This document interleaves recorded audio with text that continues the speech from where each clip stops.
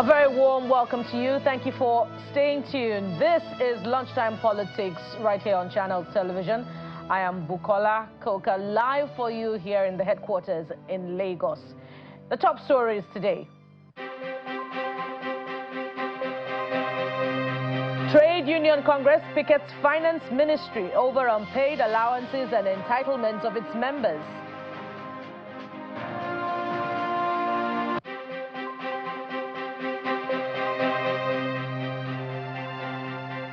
And civic tech organization BudgIT says it has uncovered more than 11,000 projects valued at 6.93 trillion naira inserted into the 2025 budget by the National Assembly.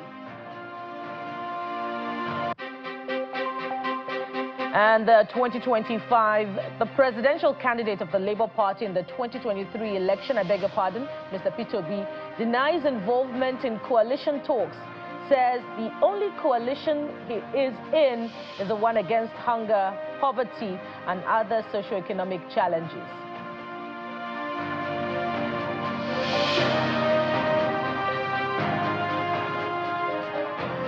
We thank you for staying tuned, and we start off in Abuja, where members of the Trade Union Congress of Nigeria are picketing the Federal Ministry of Finance over issues relating to withheld allowances of members and other entitlements.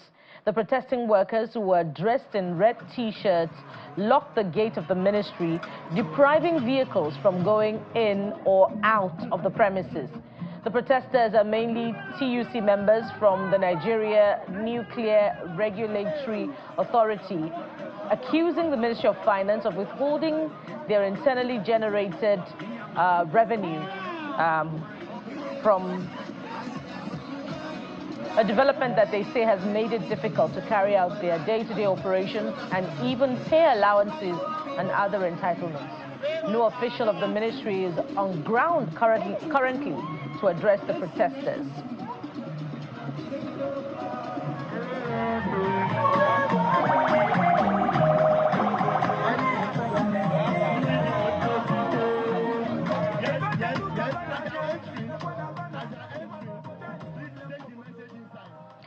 The presidential candidate of the Labour Party in the 2023 election, Mr. Peter Obi, says the only coalition he is in is the one against hunger, poverty, and the terrible state of healthcare and education in Nigeria.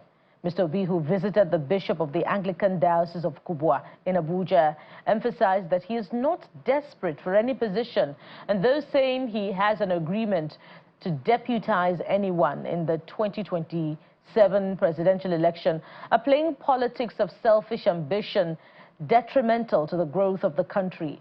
He also says he is not an enemy of President Bola Tinubu and only accorded necessary courtesies with the president in Rome as protocol demanded, stating that he is an enemy of corruption and corrupt leaders. It's very simple. The more corrupt a country anywhere is, the more poverty. Because there's less investment in education, there's less investment in health, there's less investment in pulling people out of poverty.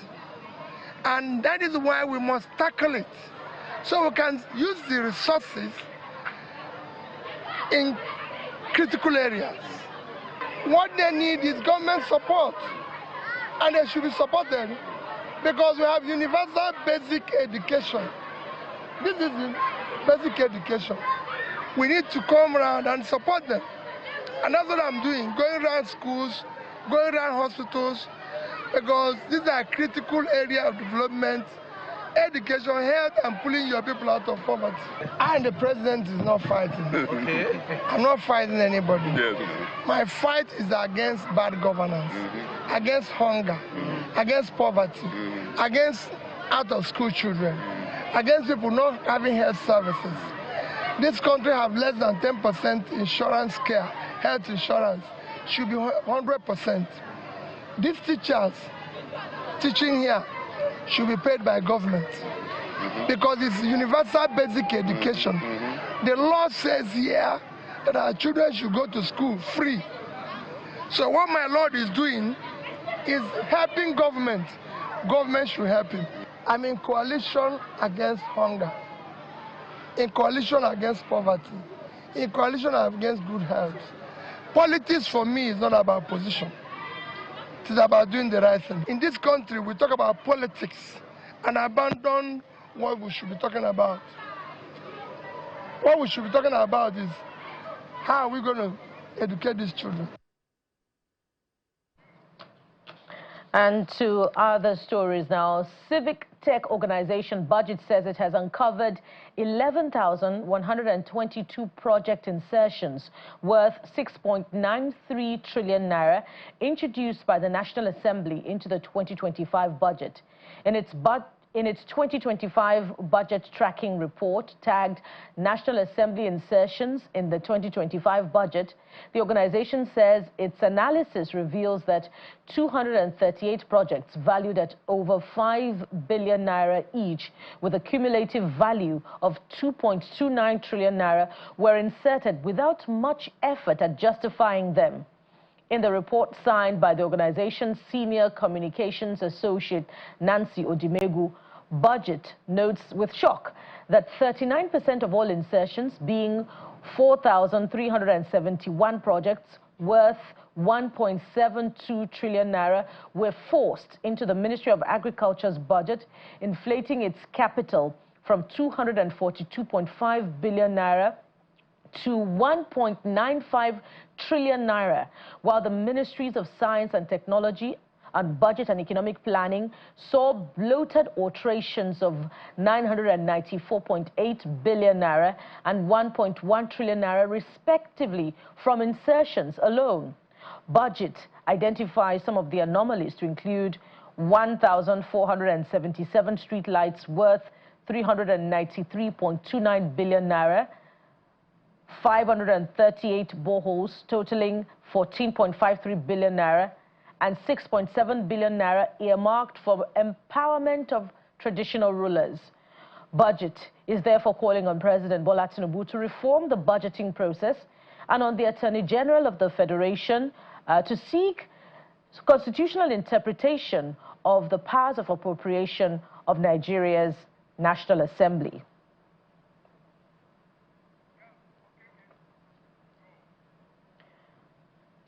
And joining us now for discussion on BudgIT's latest finding in its 2025 budget tracking is Mr. Marcel Okeke, an economist who joins us virtually for more on this. Thank you very much, Mr. Okeke, for your time on the program. This is yet another in a series of BudgIT's analysis from its annual budget tracking report. What are your initial thoughts on these findings? Well, thank you for having me in this program. I want to say that the figures being discovered now, is a pointer to the fact that we have this poor governance, whether it's in terms of budget, whether it's in terms of whatever. You can see that there's general poor governance. If in a year's budget, that a certain agency of the government is in charge of, they spend all their time packaging the budget and it's taken to the National Assembly. And at the end of the day, you have those figures you are mentioning as errors or unexpected insertions by whatever group. Then it shows that the shortage job is being done. Okay? And let me remind us that the budget is law, So there's need to be meticulous in making the law. But when it comes to budget, which is talking about allocating money, essentially. So there are all kinds of vested interests, who even deliberately we decide to alter figures or decide to make it insertions that ought not to be there. So it is still the corruption, that I had, somebody saying in your studio a few minutes ago. It goes to point as corruption because people know that when they start some figures, at the end of the day, they will be the beneficiaries, either directly or in terms of their constituency or whoever that will gain, but that somebody will gain that they intend to gain. So that is why you have such, insertions and what they call errors. But they should not be in a budget. which is a serious document, an annual document for that matter. It is law. And making law is not a child's play. It's something that they have to apply, their seriousness, in making it at by the National Assembly. But look at what we are having now. So it's a serious indictment on the shoddy job that the National Assembly is doing. That's what I have to say for now. And Mr. Okeke, some of the figures are mind-boggling if you consider them. I wonder if you've looked at them in detail. For example, 1,477 streetlight projects worth 393 billion naira. Well, we don't know the details of it. It's just the sheer number for streetlight projects. There's also 6.7 billion naira for empowerment of traditional rulers. And somewhere down the line, you also have 3 billion naira for utility vehicles to support farmers and distribution agents. And, one wonders where the justification for these figures are. But the call is on the president to reform the budgeting process. But the president cannot be in all ministries, departments, and agencies. So it speaks to the strength of character of these ministries to, on behalf of the executive, exercise the powers of checks and balances to return some of these documents if the numbers are unjustifiable. How can these MDAs be strengthened to either exercise these powers or to reject these insertions by the National Assembly should they have been inserted by the legislative arm of government? You see, we have network challenge, but what I can get from what you're saying, the figures that are coming out now is a validation of a shoddy job. Also remember that the making of the annual budget is a duty of several agencies and bodies. You have the section in the executive arm of the government. They now move to the legislature, and then it comes back to the president, who finally endorses. I want to tell you that even the president himself does not have a detailed knowledge of what he ends up signing as the annual budget, as a appropriation bill. He doesn't in any way go through it in detail for him to sign. It is some other people that do that. So the point is that the blame of what is happening now could be laid on the table of so many persons, so many agencies. You understand? You find out that people have interest in terms of what they want to get from the budget. You now hear what is called constituency budget or constituency allocation. Where is that? Where is that in the Constitution? And you hear that senator is getting so billion for constituency project. A member of the House of Reps is getting so billion for constituency project and all that. So they who are all involved in making the budget have vested interest, and that is to show corruption in all those places. So they are really not working for the development of the economy, so to speak, but for what they can get. I said it directly or indirectly. That is what is manifesting. That is what is showing. So even if you tell the president to go and change human beings who are involved in the process and all that, it's not that they don't know what to do. They know what to do, the right thing to do. But they end up doing what they want to do so that they get what they want to get, or favor who they want to favor, or favor the section they want to favor in the economy or in the polity. That is what is playing out. I mean, you don't have novices in all these places. As a matter of fact, they are experts and very experienced. And that is why they're able to do what they are doing. It's only that it's discovered by BudgIT this time around. So that is the situation. Thank you. So, Ms. Okeke, it's an age-long conversation, and from this you can piggyback to many years down the line during the budget padding saga under former Speaker Yakubu Dogara. And this, elicits the debate on the powers of appropriation of Nigeria's National Assembly. What are your thoughts on this, and what are the hopes for a more specific determination of where the powers of appropriation of Nigeria's National Assembly starts and ends as far as budgeting is concerned?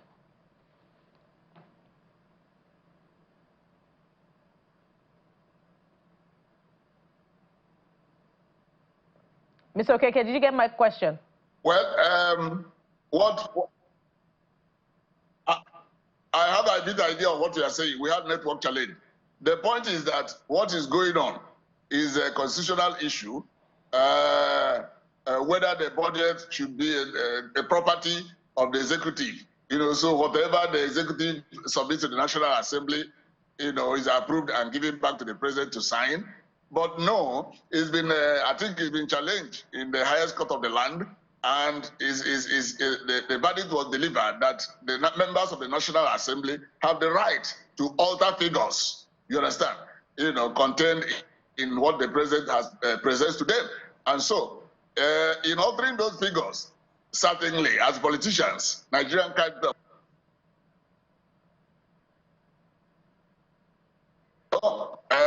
ministry, department, and agencies, heads of those parastatals and agencies will be lobbying them through the front door and back door, so that what they give them is either beefed up or expanded or increased, so that they have a lot, a lot of money to play around with. So all those things go on and bear on the functions of the National Assembly and give rise to the result that we are getting.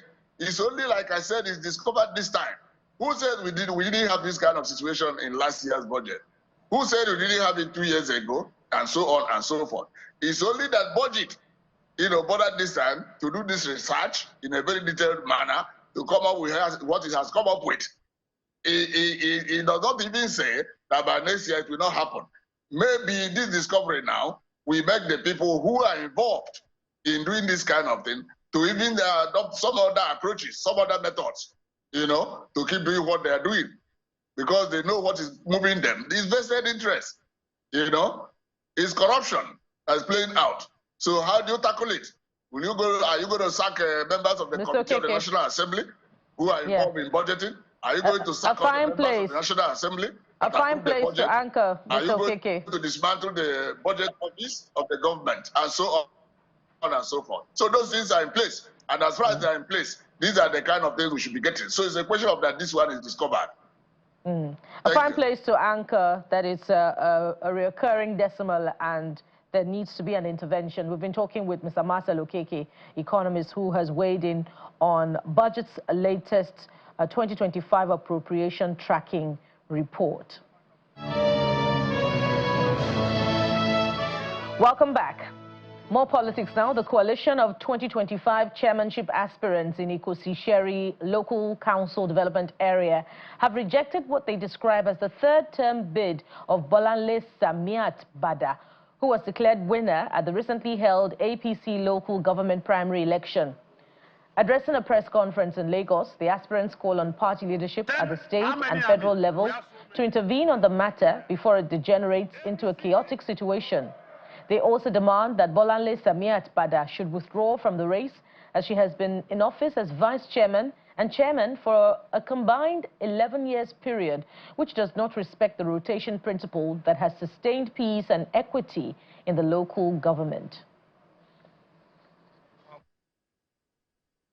We, the coalition of 25 chairmanship aspirants in Ikosi-Sherry SDA, representing concerned citizens, grassroots leaders, and advocates for the most democratic integrity, hereby issue this petition to formally reject the third-term bid of Princess Bolanle Samiat Bada. 1. Violation of democratic ethics and the spirit of terms limit. As a cornerstone of democracy, it is to preserve the integrity of public office, encourage the emergency of new leaders, and ensure that governance remain dynamic. Bola Bada have used her two tenure, in which she used to finish her boss tenure, 2 years, and also another 4 years, making 6 years. And ab initio, she have already used some tenure as vice chairman, making 11 years in office. And we cannot allow that to continue. Although we have gone to the appeal committee organized by the party, we are yet to hear from them. Because this third-term bid, we are saying no to it. Please, so that there will be fairness and equity in our local government. If you look at the photograph that I have in front of me, The first photograph here shows her being sworn in during the first term. That was after the demise of the previous chairman, Honorable Fatai Oyesaya. And this took place in 2020. After that, in 2021, she also won the election and she was sworn in, which makes it 2 swearing in. And the good part of it is that the 2 swearing in was done by the same governor, His Excellency Governor Babajide Sanwo-Olu. So what we are saying now is that to now have a 3rd term bid or tenure elongation is not acceptable. So that's why we are appealing to our father, His Excellency President Bola Ahmed Tinubu, to come to our rescue. We are not relegating our leaders into the background, but we are saying that by virtue of age and capacity, they might have fallen into what we call dependency ratio. And they have produced soldiers. Let the soldiers go outside and work and bring numerical strength back home. We are going to respect them. We respect you leaders. Please accommodate us. Have a change. Let others come into the seat and bring fresh ideas. And we're not done with politics yet. Let's piggyback to our big story on the presidential candidate of the Labour Party, Mr. Peter Obi's position that he is not in any coalition talks, but the ones he's involved in is the one against hunger, poverty and other socioeconomic challenges. And joining us to expand more on the position of the presidential candidate of the Labour Party in 2023 is the Director of Strategic Communications of the Obidient movement, Madam Nana Kazaure. She joins us virtually on the program. Thank you so much for joining us, Madam, at such short notice. Thank you for having me. Good afternoon, viewers. And so the question on the minds of everyone now is, following that position expressed consistently now by Mr. Peter Obi, that he's not distancing himself from coalition talks, is what then is his strategy as far as 2027 is concerned? It's really clear. I'm glad you've even answered your own question. His strategy is the Nigerian people. It's the mandate of the Nigerian. He wants a situation where Nigerians are taken out of poverty, where Nigeria is secure for Nigerians that can also drive, bring in investment. His Excellency Peter Obi wants, out of school children to be, to go back to school, for children to be able to go back to school safely and in a secure environment. That's what it's about for him. It's not about power grabbing. He's been very consistent with this. And like I said, that's what your introduction already said about him. You can see how, the man performs. You can see how he even spoke about His Excellency Zulum. Governor Zulum, he commended him for doing a good job, for calling on the government to do something about the insecurity in Borno State. So those are the kind of things that he's doing now. Everybody keeps wanting to know what his strategies are. And right now, he's the first person that'll tell you, my strategy is the Nigerian people. My strategy is to use, my goodwill. He has a lot of goodwill. He also he's a man of means. So his strategy is to ensure that he's doing good for the Nigerian people he's giving. So a lot of the time you see him going to schools, you see him going to give large donations to nursing, because he's very particular, aside from health security, he's also very particular about healthcare, which is, as you know, is declined in Nigeria. We are one of, let me not put any statistics because I might just be wrong, but we know what we're saying. We get the general crux and gist of the matter. So by your answer, you have confirmed that indeed Mr. Peter Obi is in the race for the 2027 presidential election. So the question would then be... I wouldn't be sat here if he wasn't. He's the conversation all over the country. So the question would then be... He makes the headline news. Mr. Peter Obi is having dinner with his wife or having, and it makes news. So yes, he's in the running. So the question would then be, would he be running under the platform of the Labour Party again? And if that is the case, how does he intend to, solve the challenge of division where there are two groups within the party? One is apparently opposed to his candidacy? Let me say this. It's too early for us. PO has kept, His Excellency Peter Obi has kept his cards close to his chest, which is understandable and very commendable. All of this is in 2 years' time. In the communique that I put out yesterday, I wrote it there because I do my communiques myself. It's not another person that writes it for me, but I say this to say this. We did say that he's still a bona fide member of the Labour Party. So yes, that's an answer to your question is yes, we are still within the Labour Party. And I don't know which party isn't having issues right now. Is it the same APC that had issues, was it last week? About they had an issue with their is it their NEC or the NWC? Forgive me, but there's no party that isn't fractured right now. So why do we keep projecting just the Labour Party, just the Labour Party? When you talk about the PDP and even the APC, there are differences, and we can say that there are factions even within those parties too. And we could also ask about the ability of the leaders of this party to manage the economy if they're unable to manage their party. But don't answer that. We must anchor at this point and secure your promise to return to conclude this conversation on this program in the near future. We must thank you very much, Madam Nana Kazauri, Director of Strategic Communications for the Obidient Movement. Thank you so much for your time at such short notice. Thank you for having me. Thank you for your time. And you have been served today's edition of Lunchtime Politics right here on Channels Television. Thank you so much for watching. We'll be back again tomorrow with another edition. I am Bukola Koka. Bye for now.